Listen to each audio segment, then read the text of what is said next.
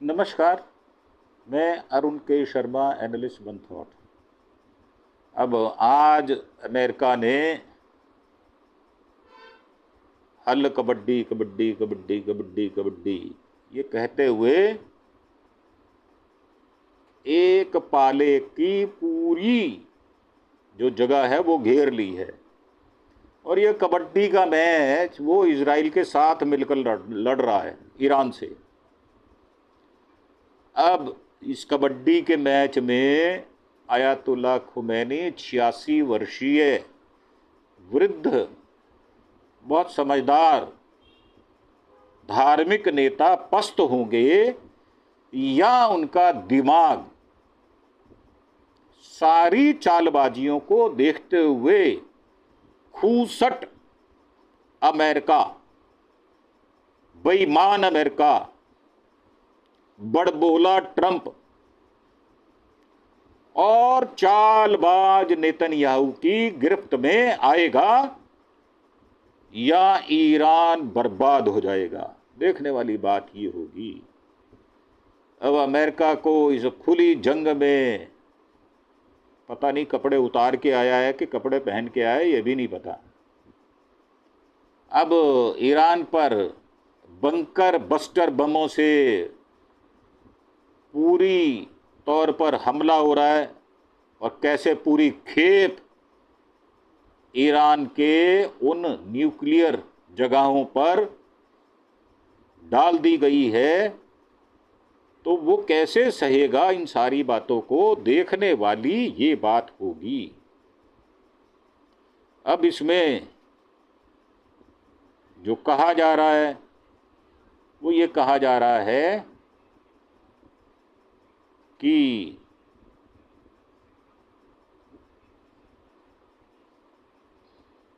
इसमें 22 जून की सुबह को अमेरिकी राष्ट्रपति डोनाल्ड ट्रंप ने सोशल प्लेटफॉर्म पर ट्रुथ नाम का, उस पर बताया कि हमने ईरान के 3 परमाणु ठिकानों फोर्डो, नातांज और इस्फहान पर सफल हमले किए हैं।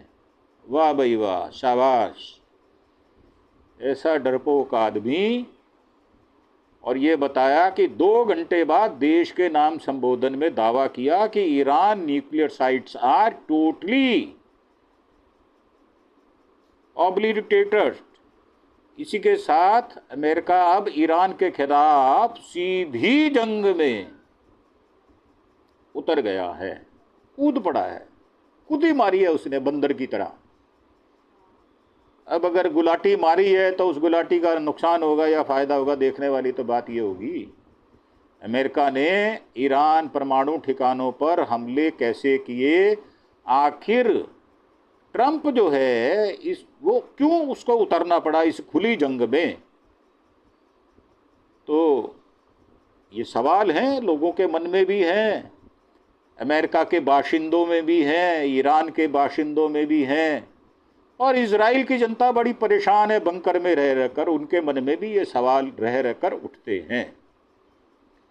अमेरिका ने ईरान के 3 एटमी ठिकानों पर हमला किया, क्यों किया, कैसे किया, किस लिए किया और इस वक्त क्यों किया। डोनाल्ड ट्रंप ने अपने संबोधन में ईरान के एटमी ठिकानों के लिए एक शब्द का इस्तेमाल किया जो ऑक्सफोर्ड इंग्लिश डिक्शनरी में ऑब्लिटरेट का मतलब होता है किसी चीज को बुरी तरह से मिटा देना, हस्ती मिटा देना, उसका कोई नामो निशान ना बचना। वैसे ये शब्द जो है, ये वाक्य जो है, ये शायरी का अंदाज है और इसमें कहीं ना कहीं जो फिलॉसफी है वो भी आ जाती है कि मैं तेरी हस्ती मिटा दूंगा। अब ये क्या हस्ती मिटाएगा नहीं मिटाएगा, देखने वाली बात ये है, आने वाले दिनों में इस पर दृष्टि बनाकर रखनी होगी। न्यूयॉर्क टाइम्स ने एक अमेरिकी अधिकारी के हवाले से बताया है कि 6 B-2 बम्बर्स ने ईरान के फोर्डो परमाणु ठिकाने पर दर्जन भर करीब करीब 30,000 पाउंड वजनी बंकर बस्टर बम गिराए हैं, जो जमीन के काफी अंदर स्थित है, यानी 300 फीट से ज्यादा नीचे हैं। पहले यह अनुमान लगाया गया था कि फोर्डो न्यूक्लियर साइट को तबाह करने के लिए 2 बंकर बस्टर की जरूरत पड़ेगी, क्योंकि एक 200 फीट जाता है, एक के बाद जो दूसरा जाएगा वो 200 फीट से आगे कितने नीचे जाएगा वो देखने वाली बात होगी। साथ ही यूएस नेवी की पनडुब्बियों से नातांज और इस्फहान परमाणु ठिकानों पर 30 TLAM क्रूज मिसाइलें दागी गई हैं। इन्हें 400 मील दूर अमेरिकी पनडुब्बियों से लॉन्च किया गया था। अधिकारी के मुताबिक एक B-2 बम्बर ने नातांज परमाणु ठिकाने पर भी 2 बंकर बस्टर बम गिराए थे। हालांकि ईरान की परमाणु ऊर्जा संस्था IAEA ने कहा है, अमेरिका के हमलों के बाद भी फोर्डो, नातांज और इस्फहान में कोई रेडिएशन लीक हुआ ही नहीं है। क्यों नहीं हुआ? क्योंकि वहां से सामान निकाल लिया गया। इन स्थलों की सुरक्षा अब भी सामान्य और स्थिरता लिए हुए है।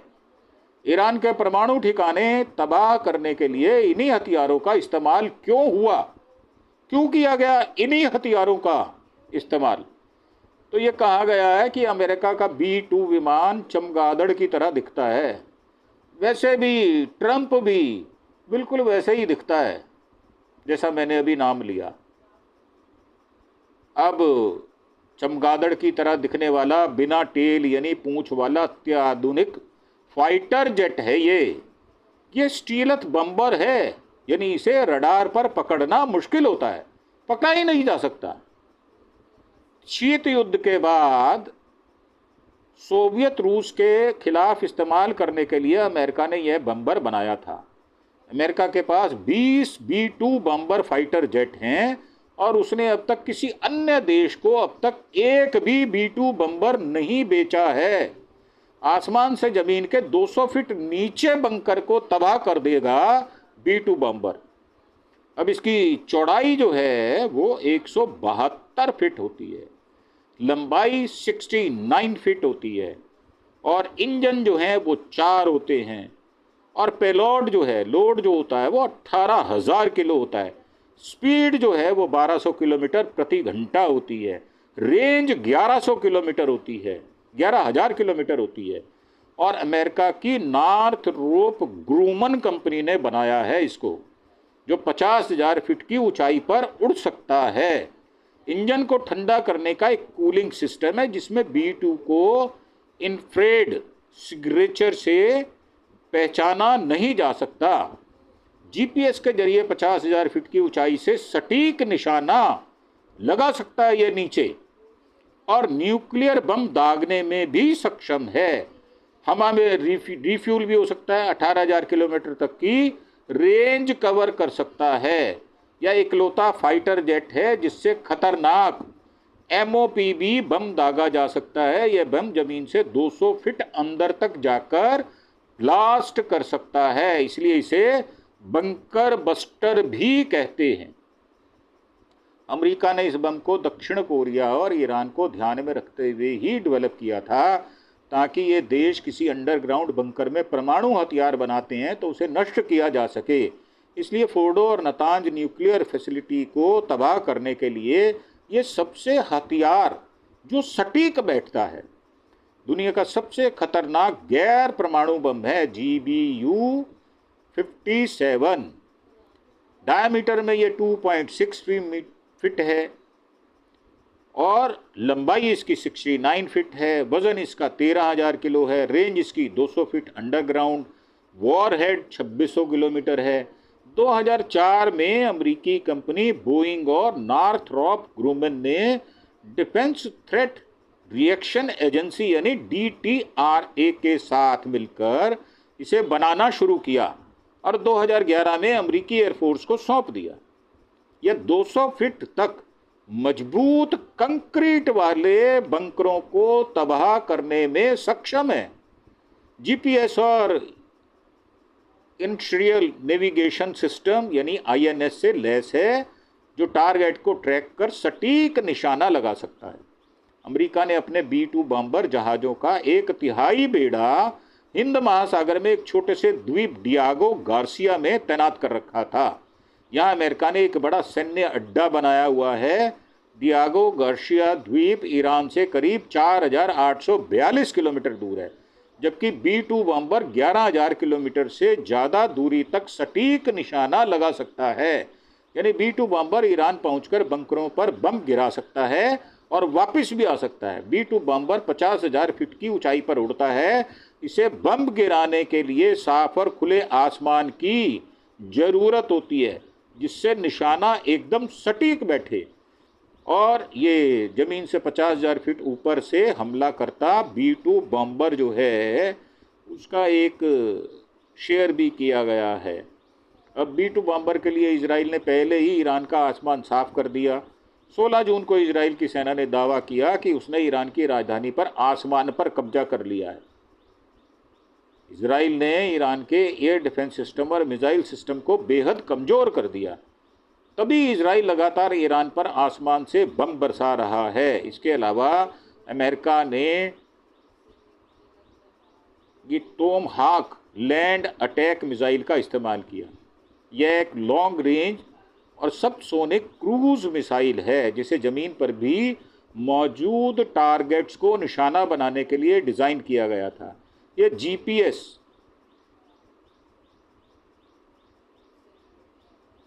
नेविगेशन सिस्टम से और टेरेन काउंटर मैचिंग जैसे एडवांस्ड नेविगेशन सिस्टम से लैस होती हैं। ये बेहद निचली ऊंचाई पर उड़ सकती हैं, जिससे रडार से बच जाती हैं। मिसाइल लॉन्च करने के बाद खुद ब खुद तय रास्ते पर चलती है और टारगेट पर जाकर सटीक वार करती है। अब ये अमेरिका को ईरान के खिलाफ खुली जंग में उतरना क्यों पड़ा? दरअसल बात ये है, ज्वलंत प्रश्न ये है। अब ये इजराइल और ईरान के बीच संघर्ष में ट्रंप के 4 बार स्टैंड बदल चुका ये आदमी।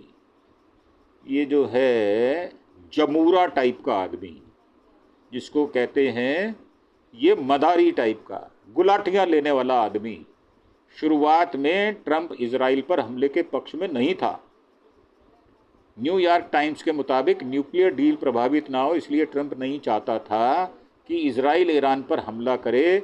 ईरान को अपनी शर्तों पर चलाना चाहता था, ना कि इजराइल की शर्तों पर। अब मई में ट्रंप ने नेतन्याहू को फ़ोन पर चेतावनी भी दी थी। अपने एक सहयोगी से कहा था कि नेतन्याहू उन्हें मिडल ईस्ट में एक बड़े युद्ध में घसीटने की कोशिश कर रहा है, जबकि उन्होंने अमेरिका की जनता से वादा किया था वे अमेरिका को किसी भी जंग से दूर रखेंगे। महीनों तक वे ये सोचते रहे नेतन्याहू का गुस्सा कैसे कंट्रोल किया जाए। अब नेतन्याहू रुक नहीं रहा, तो बीच का रास्ता अपनाया गया और ट्रंप ईरान के परमाणु कार्यक्रम को किसी भी तरह रोकना चाहते थे, लेकिन वह बातचीत आगे नहीं बढ़ा रहा था। इजरायलियों ने उन्हें यकीन दिलाया कि सैन्य विकल्प खोलने से ईरान के साथ डील आसान हो जाएगी। ट्रंप प्रशासन भी नेतन्याहू को रोकने में सक्षम नहीं था। ऐसे में ट्रंप को उनका समर्थन करना पड़ा। उन्होंने इस बात को भी झुठला दिया कि ईरान अभी कोई परमाणु बम नहीं बना रहा है। और 9 जून को नेतन्याहू ने ट्रंप को फ़ोन पर कहा था मिशन शुरू हो गया, हमारी सेना इजराइल के अंदर मौजूद है। फ़ोन काटने के बाद ट्रंप ने अपने साथ मौजूद लोगों से कहा था कि मुझे लगता है कि हमें उनकी इजराइल की मदद करनी होगी। इजराइल को जंग में बढ़त मिली और खुलकर उनके साथ आ गए। अब साहब मुद्दई चुस्त हो गया और गवाह भी चुस्त हो गया। इजराइल के हमला शुरू करने के बाद ट्रंप ने शुरुआत में इससे दूरी बनाई रखी, लेकिन जब इजराइल को जंग में ईरान पर शुरुआती बढ़त मिली तो ट्रंप खुलकर उनके पक्ष में आ गए। कूदी मारी उन्होंने, और कूदी कौन मारता ये तो आपको पता ही होगा। अब जब ट्रंप ने अपने पसंदीदा फॉक्स न्यूज़ चैनल पर इजरायली हमले की तस्वीरें देखी तो इसका क्रेडिट लेने के लिए खुद को रोक नहीं पाए, फिर कूदी मारी और उन्होंने फ़ोन पर पत्रकारों से कहना शुरू कर दिया कि इस हमले में पर्दे के पीछे उनकी भूमिका लोगों को जितना पता उससे कहीं ज़्यादा है। तो ये मस्खरा ट्रंप क्या क्या बकवास कर रहा है ये आपको सुनने को मिलेगा, और उस बकवास को पूरा करने के लिए ये जंग में कूदा है। अब सीधी जंग में उतर गया है, न्यूक्लियर साइट पर बमबारी कर दी है। अब अमेरिका की खुफिया एजेंसियों का अनुमान है इजराइल के हमलों से ईरान के न्यूक्लियर प्रोग्राम को सिर्फ करीब 6 महीने की ही रुकावट पहुंची है। अगर इजराइल आगे बढ़ा और हमले करता है तो उससे ज़्यादा नुकसान नहीं होगा। इसलिए ट्रंप ने B-2 बम्बर चलाने की अनुमति दे दी। अमेरिका की ईरान से दुश्मनी है क्या? दरअसल देखने वाली बात ये होगी। 1979 में ईरान ने इस्लामिक क्रांति आई थी। अयतुल्ला रुहोल्लाह खुमैनी की अगुवाई में अमेरिका के करीब शाही शासन को ख़त्म कर दिया गया। ईरान एक इस्लामिक गणराज्य बन गया। इसके बाद ईरान में अमेरिका का विरोध बढ़ गया, शुरू हो गया जोरदार तरीके से। 79 में इस्लामिक क्रांति के बाद ईरानी छात्रों ने तेहरान स्थित अमेरिकी दूतावास पर हमला कर दिया। वहां मौजूद 52 अमेरिकी नागरिकों को 444 दिनों तक बंधक बना लिया गया था। इस घटना ने अमेरिका और ईरान के रिश्तों में दरार डाली। ईरान के परमाणु प्रोजेक्ट की वजह से दोनों देशों की दुश्मनी बढ़ गई। अमेरिका और पश्चिमी देशों को यह डर था कि ईरान परमाणु हथियार बनाकर मिडिल ईस्ट पर दबदबा बढ़ा सकता है। इसे रोकने के लिए, वाह वाह क्या बहाना मारा है, इसे रोकने के लिए अमेरिका ने ईरान पर कड़े आर्थिक प्रतिबंध लगा दिए। ईरान के साथ अमेरिकी दुश्मनी की एक बड़ी वजह दरअसल इजराइल है। यहूदियों का अमेरिका पर बहुत ज़्यादा प्रभाव है। अमेरिका में सरकारें बदलती रहती हैं, लेकिन इजराइल का समर्थन नहीं रुकता, वहीं का वहीं खड़ा रहता है। अमेरिका का राष्ट्रपति कोई भी हो, कोई फर्क नहीं पड़ता, वो हर तरह से इजराइल की मदद करता है। इसलिए अमेरिका भी ईरान से दुश्मनी माने बैठा है। अब देखो, दुश्मन का दुश्मन दोस्त नहीं हो सकता, दुश्मन का दुश्मन दुश्मन ही हो सकता है। 22 जून को ईरान के अंदर परमाणु ठिकानों पर बम गिराने के बाद इजराइल के प्रधानमंत्री नेतन्याहू ने अमेरिका के राष्ट्रपति ट्रंप को दुनिया का साहसी नेता बताया और सबसे बड़ा दोस्त बता दिया। गलबैयां डाल रहे, जफ्फी डाल रहे, आजा भाई आजा, हम जफ्फी डालेंगे। धन्यवाद ट्रंप, क्या तलबे चाटू है। आपका ईरान के अंदर परमाणु ठिकानों पर हमला करने का बड़ा कदम उठाया है। इससे इतिहास बदल देगा। पूरे यहूदी समुदाय पर और इजरायली नागरिकों की ओर से मैं आभार प्रकट करता हूं। आपने गाजा में क्या किया था, उस पर भी आभार प्रकट कर दो जरा भाई साहब। इतनी दरिंदगी, नेतन्याहू मानवता को भी शर्मसार करने वाला नेतन्याहू। अमेरिका के शामिल होने के बाद अब आगे क्या हो सकता है, देखने वाली बात ये होगी। अब CNN के सूत्रों से अगर बताएं तो ट्रंप ईरान में और अन्य सैन्य कार्रवाई की कोई योजना नहीं है। ट्रंप का मानना ये है कि कूटनीति ठप पड़ने के बाद ईरान के सशक्त परमाणु ठिकानों पर हमला बनाना जरूरी हो गया था। रोटी नहीं हजम हो रही थी, पेचिस लग गए थे ट्रंप को, बार बार बाथरूम में जाना पड़ रहा था उसको। तो उसने अपने पेचिस रोकने के लिए ईरान पर हमला कर दिया। हालांकि अमेरिका ईरान की संभावित जवाबी कार्रवाई के लिए तैयार है, लेकिन ट्रंप चाहते हैं ईरानी नेता इस युद्ध को खत्म करने पर सहमत हों और आगे बातचीत का रास्ता खुले। अमेरिका की सीधी जंग में कूदने के बाद 4 सिनेरियो बन सकते हैं। अब अमेरिका ये चाहता है कि मैं बम भी गिराऊं, बर्बाद भी करूं और शांति नाम की चीज आ जाए। मतलब युद्ध के बाद शांति। अब शांति तो कोई आपकी रखेल या बांदी है नहीं जो आपके पास चली आएगी और आपको शांति पुरस्कार भी दिला देगी नोबेल का। तो मुझे लगता है दुनिया में सबसे बड़ी बेवकूफ़ी ट्रंप को नोबेल शांति पुरस्कार देना होगा। ये मैं अपनी तरफ से कह रहा हूं। सिनेरियो क्या है जी? ईरान फिर से बातचीत शुरू कर सकता है? बिल्कुल नहीं कर सकता, मेरे मत में तो करनी भी नहीं चाहिए। और 13 जून को इजराइल के हमले से पहले ईरान और अमेरिका के बीच बातचीत चल रही थी और दगा दिया गया। इस बीच मैं बता रहा हूं, ईरान हथियार बनाने के लायक यूरेनियम तैयार कर रहा था और बदले में अगर वह अपने कार्यक्रम पर कुछ रोक लगाता तो उसे आर्थिक सहायता मिलती, परंतु मिली नहीं और ना ही दी गई, ना वायदा किया गया। हालांकि कोई फाइनल समझौता नहीं हुआ था, लेकिन बातचीत की उम्मीद थी। इजराइल के हमले से बातचीत टूट गई, फिर भी ईरान ने संकेत दिए कि वह बातचीत को तैयार है। यहाँ तक कि फोर्डो पर हमला भी बातचीत की संभावना को पूरी तरह खत्म नहीं करता। ईरान परमाणु हथियार बनाने की रफ्तार बढ़ा सकता है। अब होगा ये कि 3 ठिकानों पर हमला करने के बाद ईरान अपनी गति दुगनी तिगनी कर सकता है और कर देनी चाहिए।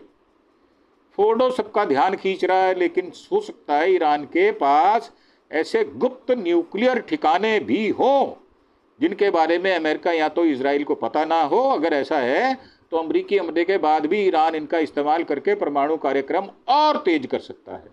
एक्सपर्ट्स मानते हैं भी ईरान के पास न्यूक्लियर हथियार जल्दी बनाने की पूरी क्षमता नहीं है, लेकिन वह उस दिशा में तेजी से आगे बढ़ रहा है। अब दूसरे देश के शामिल होने से जंग फैल सकती है, वर्ल्ड वॉर भी हो सकती है। तीसरा विश्व युद्ध होने के कगार पर नहीं है, तीसरे विश्व युद्ध का बिगुल बज चुका है। अब ईरान के इजराइल पर मिसाइलें दागी हैं, लेकिन अमेरिका के सैनिकों या उसके ठिकानों पर हमला नहीं किया, ना ही उसने अमेरिका के अरब साथियों जैसे सऊदी अरब, यूएई को निशाना बनाया। ईरान ने स्ट्रेट ऑफ हार्मूज में भी अब तक तेल सप्लाई रोकने जैसी कोई बड़ी हरकत की नहीं है। ईरान के विदेश मंत्री अब्बास अराघची ने कहा है कि अगर अमेरिका हमला करता है तो हम उसका जवाब देंगे, जैसे इजराइल को दिया है। जब जंग होती है तो दोनों तरफ से हमला होता है।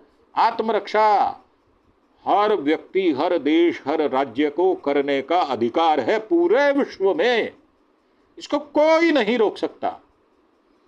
अब तक ईरान के दोस्त देश जैसे यमन के हूती, लेबनान के हिजबुल, इराक के कुछ हथियारबंद समूह जंग में शामिल हुए ही नहीं है।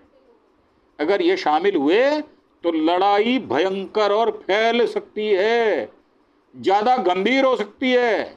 ट्रंप साहब ध्यान रखो जरा, ये कूदी मत मारो, कूदी मारने से होगा कुछ नहीं, औकात खुल जाएगी। अब ये सत्ता परिवर्तन की चर्चा की जा रही है, अब गृह युद्ध की स्थिति बन गई है।